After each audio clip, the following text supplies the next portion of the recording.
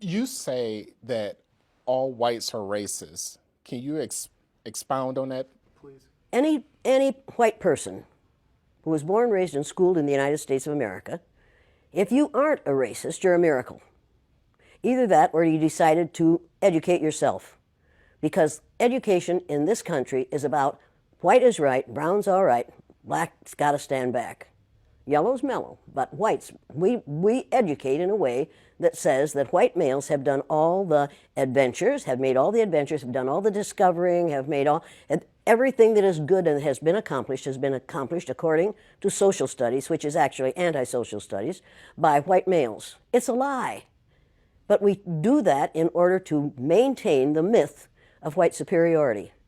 The myth of race has to be maintained at all costs in this country. Because if white people have to give up the color of their skin as being something that makes them perfect, what do they have left?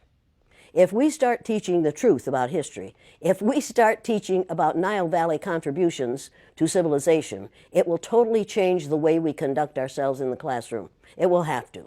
Columbus didn't discover America. You can't discover a place where people are already living. But we celebrate that every October. It's a lie. We need to get over, we need to stop telling the myths and start telling the truth.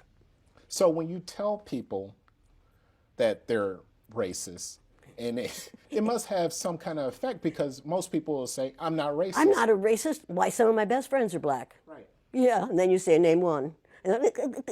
Or this one, I don't see color. And when some woman says to me, I don't see color, I say, I knew that. If you saw color, you wouldn't dye your hair that way. Or I say, if you saw color, you wouldn't wear that shirt with those pants. I believe that you don't see color. It's an attempt to deny skin color. And it's an attempt to deny what's wrong with seeing the color of my skin. Is it all right for you to see me kind of pink? That's okay for me. I don't mind. And I suspect that you don't mind being seen the color you are. You have a right to be what you are. And until people in this country and people in this world get it into their heads that the first modern human beings that evolved on this earth were black women. They evolved in sub-Saharan Africa about 280,000 years ago, and every human being on the face of the earth today has the memory of those black women's genetic structure in their genes. Now, we don't want to admit that, but that's the way it is. And as people moved farther and farther from the equator, their bodies produced less and less melanin, so their hair, their skin, and their eyes got lighter. As they moved into the east, they ate a lot of fish and a lot of vegetables, so their skin took on a different tone. I found that out when I was raising little kids. My husband worked in a supermarket. He was the head of the produce department. And they had lots of oranges that they couldn't sell. He'd bring them home, and I was feeding my kids orange juice like you never saw in your life. They began to have an orange cast to their skin. I thought they had a liver problem. So I took him to the doctor, and she said, what are you feeding these kids? I said, well, lots of orange juice. She said, stop it if you want them to stop being orange.